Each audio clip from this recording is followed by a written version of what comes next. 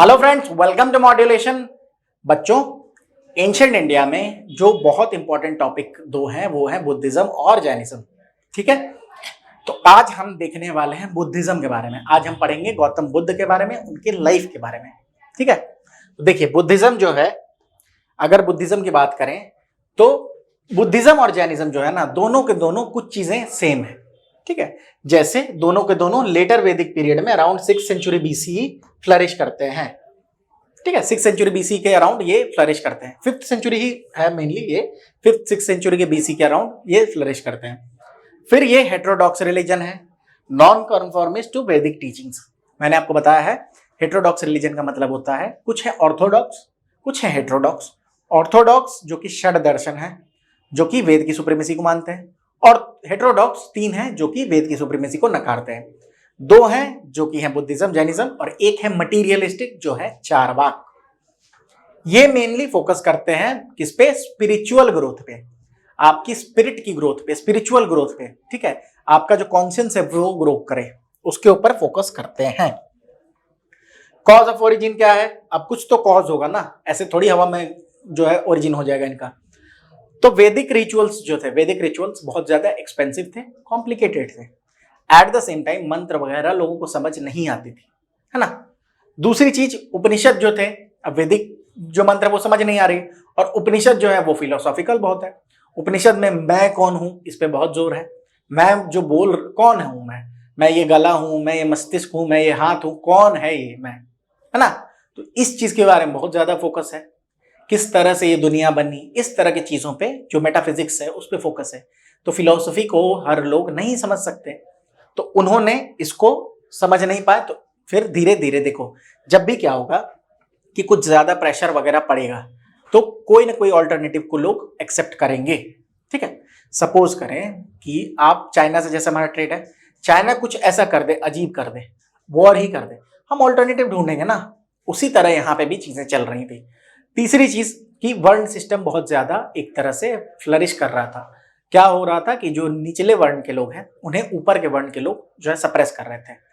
तो वो जो है, अब ट्रेडर जो है, जो वैश्य हैं, वो चाहते थे कि अपना सोसाइटल जो पोजीशन है उसको बढ़ाएं, अच्छा करें। उनके सामने प्रॉब्लम क्या थी?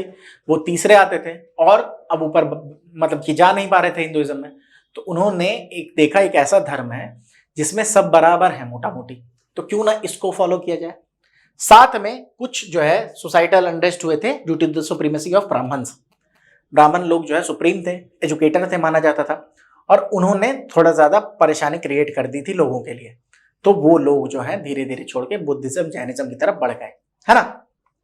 और ऐसा माना जाता है कि अगर आदि गुरु शंकराचार्य पैदा नहीं होते तो हिंदुइज्म शायद खत्म हो गया रहता, बिकॉज उन्होंने ब्रेक लगाया था बुद्धिज्म के ग्रोथ पे। वेदांत स्कूल को फॉलो किया था उन्होंने, वेदांत के बारे में हर जगह बताया था। मंडन मिश्रा और आदि गुरु शंकराचार्य के का जो संवाद है वो बहुत फेमस है। उसमें सबसे गजब की बात यह है, उस संवाद में जो ये जज थी वो मंडन मिश्रा की वाइफ उभय भारती थी। मंडन मिश्रा किसी से हारते नहीं थे, लेकिन आदि गुरु शंकराचार्य ने मंडन मिश्रा को हराया था। उसके बाद बहुत सारी चीजें हैं कि उभय भारती ये देख नहीं पाए, तो उन्होंने बोला कि कोई भी जो व्यक्ति है वो खुद को मतलब खुद कंप्लीट नहीं है, चूंकि मैं अर्धांगिनी हूं, आधा अंग हूं, तो अब आपको मुझसे डिबेट करना होगा। और फिर उभय भारती ने आदि गुरु शंकराचार्य को डिबेट में परास्त किया था। उसके भी कारण है, उभय भारती ने कुछ जो मतलब कि ये होता है ना, गृहस्थ जीवन की चीजें पूछी थी, लाइफ के बारे में, गृहस्थ लाइफ के बारे में, मैरिड लाइफ के बारे में, और आदि गुरु शंकराचार्य जो है वो मैरिड थे नहीं। तो ऐसे करके चली थी चीजें जो जिसने बुद्धिज्म के ग्रोथ को थोड़ा रोका था। तो ये है कॉज ऑफ ऑरिजिन दोनों के, बुद्धिज्म और जैनिज्म दोनों के सिमिलर चीजें हैं। अब देखेंगे हम, आज का हमारा टॉपिक है बुद्धिज्म, भगवान बुद्ध के बारे में और बुद्धिज्म के टीचिंग्स के बारे में जानना।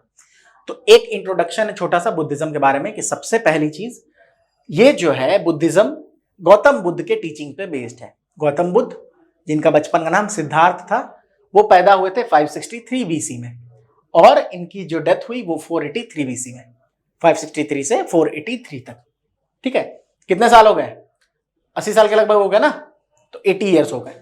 इनके पिताजी का नाम था शुद्धोधन, माता जी का नाम था माया देवी, और ये लुम्बिनी में पैदा हुए थे, कपिलवस्तु लुम्बिनी, जो कि प्रेजेंट डे नेपाल में है। इनको, गौतम बुद्ध को तथागत और शाक्य मुनि भी कहा जाता है। शाक्य क्लैन के थे तो शाक्य मुनि, और तथागत, चूंकि तथागत मतलब कि इनको नाम दिया गया है एक। इन्होंने क्या बोला था कि आपको एक्सट्रीमिटीज को अवॉइड करना है।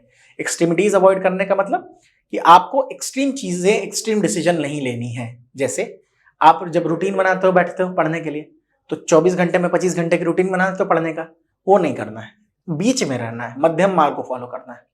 हालांकि आप अगर जाओगे तो गीता में भी भगवान श्री कृष्ण भी यही बात समझाते हैं मध्यम मार्ग के बारे में। तो ये है गौतम बुद्ध के बारे में। इनको एनलाइटनमेंट प्राप्त हुई थी 35 साल की एज में, 35 ईयर्स ऑफ एज में इनको एनलाइटनमेंट प्राप्त हुई। कहाँ? पीपल ट्री, बोध गया जो है, गया का एरिया है, वहां पे एक पीपल ट्री है, उसके नीचे। और ये कहाँ पड़ता है? निरांजना नदी है, फल्गु रिवर जिसको आज कहते हैं, उसके बैंक पे। ठीक है, ज्यादा इंपॉर्टेंट है कि बोध गया पीपल ट्री, बोधि ट्री बोलते हैं जिसको आज के डेट में, वो है बोध गया में। तो वहां पे इनको एनलाइटनमेंट प्राप्त हुई। अब एनलाइटनमेंट प्राप्त हो गई तो ये गए पहला सरमन, पहला प्रीचिंग देने। इन्होंने पहली प्रीचिंग वहां नहीं दी, बोला यहां तो नहीं दूंगा। पहली प्रीचिंग जो है इन्होंने सारनाथ में दी। और ये जो सारनाथ में इन्होंने प्रीचिंग दी थी, 5 चेलों को दी थी, 5 डिसाइपल, जिसमें महाकश्यप जो थे वो इनके पहले डिसाइपल थे। और इस पहले प्रीचिंग को जो है धर्म चक्र परिवर्तन कहते हैं। इसको कहते हैं धर्म चक्र परिवर्तन। ठीक है, गौतम बुद्ध भी बहुत सारी चीजें धीरे धीरे सीखे थे। गौतम बुद्ध के लाइफ से जुड़ी हुई 1-2 कहानियां बताता हूं। गौतम बुद्ध जब पैदा हुए थे तो एक एस्ट्रोलॉजर ने ये भविष्यवाणी की थी, ये या तो बहुत बड़ा चक्रवर्ती सम्राट बनेगा या ये बहुत बड़ा साधु बनेगा। अब राजा का बेटा है तो राजा क्या चाहेगा? वो साधु तो बनना देखना नहीं चाहेगा, है ना। अगर बॉलीवुड का कोई बहुत बड़ा सेलिब्रिटी है, वो चाहता है कि अपना बेटा जो है मेरे ही तरह नाम करे, मेरे से आगे जाए। तो उसके पिताजी की भी वही इच्छा थी। सचिन तेंदुलकर भी चाहते हैं अर्जुन तेंदुलकर बहुत बड़ा क्रिकेटर बने। नहीं बन पा रहा वो अलग बात है, या हो सकता है कल को बन जाए। तो उनकी भी चाहत थी यही। तो उन्होंने क्या किया कि अपने महल के अंदर सारी चीजें लग्जूरियस जो है, बचपन से काफी एज तक गौतम बुद्ध ने सिर्फ लग्जरी देखी, लाइफ के इंजॉयमेंट को, प्लेजर को देखा, सफरिंग नहीं देखी। क्योंकि उनको लगता था, उनके पिता को, कि अगर सफरिंग देख लेगा हो सकता है उधर बढ़े, उस तरफ साधु बनने की तरफ चला जाए। एक दिन ये अपने किले से बाहर निकल गए और रियल वर्ल्ड में गए। रियल वर्ल्ड में इन्होंने देखा एक आदमी बीमार है, फिर कुछ दूर पे देखा एक आदमी दुखी है, मतलब मर गया है एक आदमी, तो उसको 3-4 लोग ले जा रहे हैं। हुआ क्या, ये इनको पता ही नहीं था दुख के बारे में, डेथ के बारे में। तो इन्होंने अपने चैरियटियर से पूछा, जो रथी था, उसने इनको सब समझाया। अंत में इन्होंने एक आदमी देखा जो कि बहुत खुश लग रहा था, ब्लिसफुल मोमेंट, पूरा मूड मस्त था, गांजा मार के मस्त हुआ पड़ा था। गांजा मार के नहीं था, ऐसे मस्त पड़े हुए थे। तो उन्होंने पूछा ये कौन है? तो उसने बताया ये साधु है, इसको दुनिया से कोई मतलब ही नहीं है। उनके दिमाग में ये हिट कर गई कि लगता है अल्टीमेट ब्लिस साधु बनने में। धीरे धीरे फिर वो उधर की तरफ चले गए। अब जब वहां पे वो चले गए तो उन्होंने बहुत सारी चीजें ट्राई की। एक समय एक्सट्रीम हो गए थे, एक दाना खाते थे चावल का रोज। तो एक लड़की थी जो कि अपने पिताजी को खाना देने के लिए जा रही थी खेतों में। उसने इनको देखा और नरकंकाल की तरह हो चुके थे। तो देख के उसने हंसते हुए बोला कि वीणा के तार को इतना जोर से मत खींचो कि वो टूट जाए, और इतना ढीला भी मत छोड़ो कि उससे संगीत ही ना निकले। तो यहां से कहीं ना कहीं मध्यम मार्ग जो है स्टार्ट होता है ना। तो हम जहां बात कर रहे थे, तो इन्होंने धर्म चक्र परिवर्तन, फर्स्ट सरमन, 5 अपने शिष्यों को सारनाथ में दिया था। सारनाथ याद रखेंगे। और इनका जो महापरिनिर्वाण मतलब डेथ, 80 साल की उम्र में ये finally he left his body. और ये कहां हुआ था? कुशीनगर में, 483 बीसी में। कुशीनगर बिहार में ही पड़ता है, ठीक है। तो कुशीनगर में ये हुआ था 483 बीसी में, है ना। चलिए, ये तो हमने गौतम बुद्ध के बारे में देख लिया। अब कुछ चीजें देखते हैं गौतम बुद्धिज्म से रिलेटेड। एक चीज और बता दूं, Bimbisara was the contemporary of Buddha and lord Mahavir. Gautam Buddha और लॉर्ड महावीर जब थे ना, उस समय मगध का राजा कौन था? बिंबिसार। याद रखेंगे इस चीज को। तो कॉन्टेम्पोररी कौन हुआ? बिंबिसार। बुद्धिज्म के बारे में कुछ लिटरेचर है, कौन कौन से? पहला है त्रिपिटक, जिसमें कि three baskets of Buddhist scripture इसे कहा जाता है। कौन कौन से है? विनय पिटक, सूत पिटक, अभिधाम पिटक। अंगुत्तर निकाय जो महाजनपद की बात करता है वो भी इन्हीं पिटकों में से है। ठीक है, विनय पिटक, सूत पिटक, अभिधाम पिटक। फिर जातक टेल्स हैं, जातक फोकलोर है। वो क्या है? एक तरह की किताब समझो जिसमें गौतम बुद्ध के लाइफ के बारे में, उनकी टीचिंग्स के बारे में दिया हुआ है, जातक फोकलोर। एक और है जो है मिलिंद पन्नो। मिलिंद पन्नो क्या है? Questions of Milinda. राजा मिलिंद शायद नागसेन थे, मैं उसमें कंफ्यूज हूं थोड़ा, लेकिन शायद नागसेन ही थे जिनसे उन्होंने क्वेश्चंस पूछे थे। और ये क्वेश्चंस का जो सीरीज है वो है मिलिंद पन्नो। एक और है अष्टावक्र गीता, भी इसी तरह का है, क्वेश्चंस के फॉर्म में। जनक, राजा जनक और अष्टावक्र के बीच की वो जो है डायलॉग है, वो क्वेश्चन आंसर है। उसी तरह मिलिंद पन्नो है क्वेश्चन आंसर्स के फॉर्म में। ये बुद्धिज्म से रिलेटेड है, ये लिटरेचर। ठीक है, फिर मैं बात करूं three jewels of Buddhism, Triratna Jainism में भी है, बुद्धिज्म में भी है। तो जैनिज्म, बुद्धिज्म में जो 3 रत्न है वो है बुद्ध धर्म संघ, बुद्ध धर्म संघ। ठीक है, और पंचशील आते हैं, 5 टीचिंग। पंचशील, पंच मतलब 5 और शील मतलब तो खैर वो नहीं है, लेकिन पंचशील मतलब 5 से पकड़ेंगे, 5 teachings of Gautam Buddha. Abstention from killing, abstention मतलब अवॉइडेंस, किसी को मारना नहीं है। दूसरा चोरी नहीं करनी। तीसरा सेक्सुअल मिसकंडक्ट से बचना है। चौथा फॉल्सहुड, झूठ नहीं बोलना।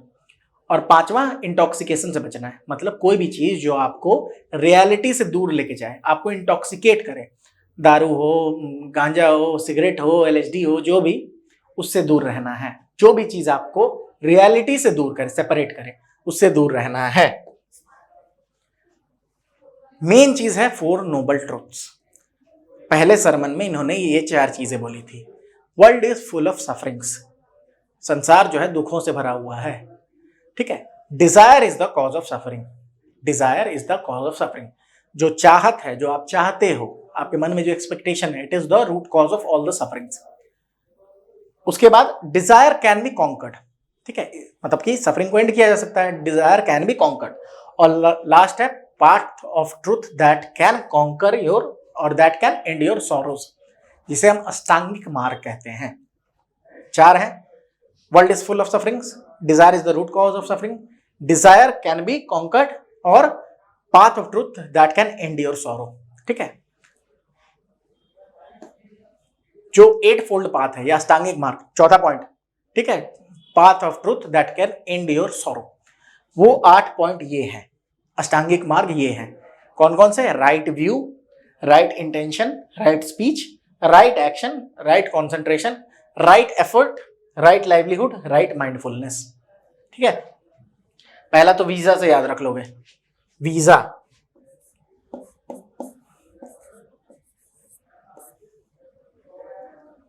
ठीक है, पहला 4 वीजा से याद रख सकते हो, right view, right intention, right speech, right action, VISA, visa.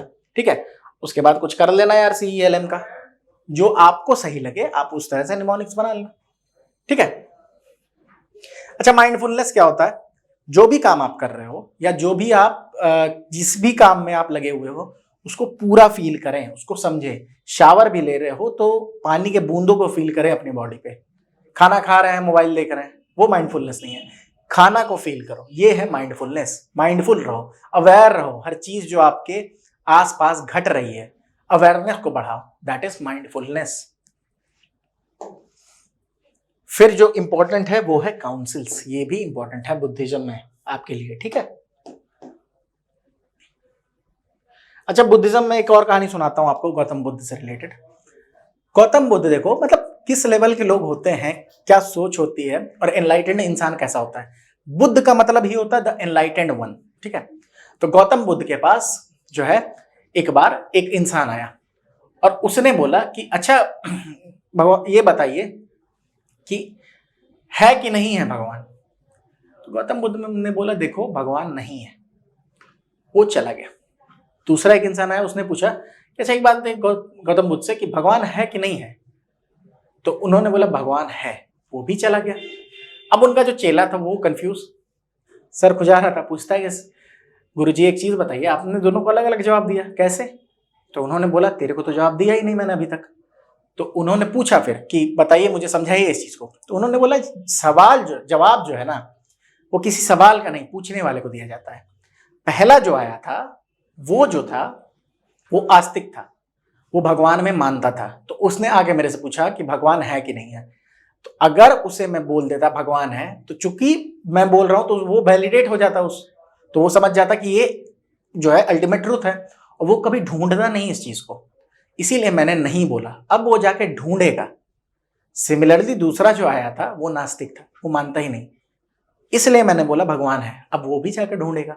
तो ultimately it boils down to one thing, that you have to search for these things, you have to search for, भगवान हो चाहे कुछ भी हो, अपने नेचर के बारे में, नेचर ऑफ रियलिटी को समझने की कोशिश करना है। यही उनका बेसिक मोटो है कि nature of reality, one self के बारे में, अपने बारे में समझना है, सोचना है, और नॉन वायलेंस पे बहुत फोकस है, हेल्पिंग अदर्स पे बहुत फोकस है। ठीक है, तो बुद्धिस्ट काउंसिल पे हम आते हैं वापस। तो कुछ बुद्धिस्ट काउंसिल हुए थे, 4। पहला 483 बीसी में, दूसरा 100 साल बाद 383 बीसी में, तीसरा 250 बीसी में, और चौथा 98 बीसी में। ठीक है, फर्स्ट 483, दूसरा देखिए 100 साल का डिफरेंस है, फिर ये राउंड फिगर में आ जाइए 250 बीसी, और 100 में 2 कम 98 बीसी। ठीक है, पहला जो हुआ था वो हुआ था राजगीर में, ये भूल जाइए, सतपनी के भूल जाइए। पहला काउंसिल कहां हुआ था, वेन्यू याद करेंगे, लोकेशन, पहला मैच कहां हो रहा है, धर्मशाला, वो नहीं, पहला बुद्धिस्ट काउंसिल राजगीर। ठीक है, राजगीर, जब मैंने मगध एम्पायर आप जब पढ़ोगे तो उसमें सबसे पहला क्या है, जो हर्यंक डायनेस्टी और शिशुनाग डायनेस्टी कैपिटल क्या है, राजगीर, वहीं पे ये हुआ था। और ये किसने कराया था, अजात शत्रु ने। अजात शत्रु इसके किंग थे, जिन्होंने ये कन्वीन करवाया था पहला काउंसिल, और इसके फाउंडर चेयरमैन कौन थे, तो महाकश्यप थे इसके चेयरमैन। ठीक है, सेकेंड काउंसिल कहां हुई, ये हुई वैशाली में। ठीक है, ये वैशाली में हुई, वज्जी संघ वैशाली, मैंने बताया है कि वज्जी संघ दुनिया का पहला रिपब्लिक था, गणतंत्र था पहला। और ये किसके अंतर्गत हुआ, ये काला शोक के अंतर्गत हुआ, और इसको कन्वीन किसने किया था, सबा कमी ने, सबा करीम नहीं, सबा कमी। तीसरी जो हुई थी वो पाटलिपुत्रा में हुई थी, पहले तीनों बिहार में हुए थे, पहला राजगीर, दूसरा वैशाली, तीसरी पाटलिपुत्रा में, और इसमें अशोक ने करवाया था, दूसरी काला अशोक ने, तीसरा अशोक ने। और ये मुगालिपुत्र तीस के अंतर्गत ये चेयरमैन थे इसके। मुगालिपुत्र तीस जो है, इन्हीं के अंतर्गत अशोक ने बुद्धिज्म को अडॉप्ट किया था। ठीक है, और लास्ट जो हुई थी फोर्थ, वो कनिष्क ने कश्मीर में कराया था, कनिष्क कश्मीर कनिष्क ने कश्मीर में कराया था। ठीक है, अनुप्रास अलंकार, एलिट्रेशन।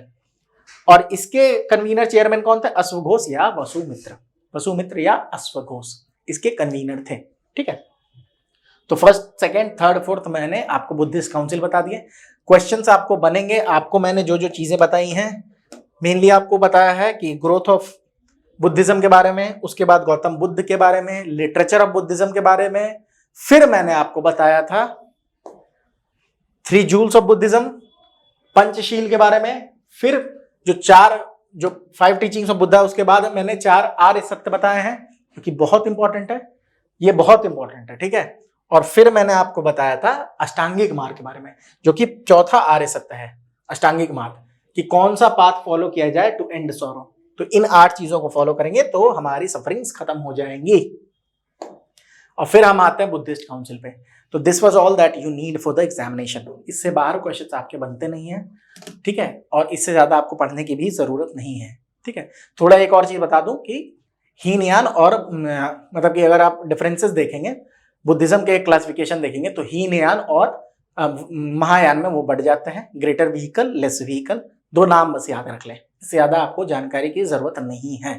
ठीक है, अगर आपको हमारा वीडियो अच्छा लग रहा है, काम अच्छा लग रहा है, तो प्लीज चैनल को सब्सक्राइब कर दें, बेल आइकन को दबा दें, लाइक कर दें, थोड़ा शेयर करें दोस्तों के बीच में, ताकि हमें भी मोटिवेशन मिले। कमेंट सेक्शन में कमेंट डालें, एकदम भर दो कमेंट सेक्शन को, जो प्रॉब्लम्स हैं, जो क्वेरीज हैं, क्या आपको और नया चाहिए, वो सब आपको कमेंट सेक्शन में डाल देना है। एट द सेम टाइम आप मॉड्यूलेशन 2.0 ऐप को डाउनलोड करें, CUET से रिलेवेंट सारी जानकारियां आपको वहां पे अवेलेबल है। ठीक है, हमने आपके लिए बहुत अच्छे से क्यूरेट किया कोर्स, ताकि आपकी नीड्स को ध्यान में रखते हुए कि आप कोई भी क्वेश्चन कहीं से ना छोड़ो। ठीक है, इसीलिए हमने ये कोर्स बनाया है। आपको और इन्फॉर्मेशन चाहिए तो 9015781999 पे आप कॉल कर सकते हो। At the same time CUET modulation CUET 2024 करके हमारा टेलीग्राम चैनल है, उसको भी आप ज्वाइन कर सकते हैं। ठीक है, तो this was all for this class. For more such videos, please subscribe the channel, please like our videos, please share our videos, and for your exam keep on revising things. Take care.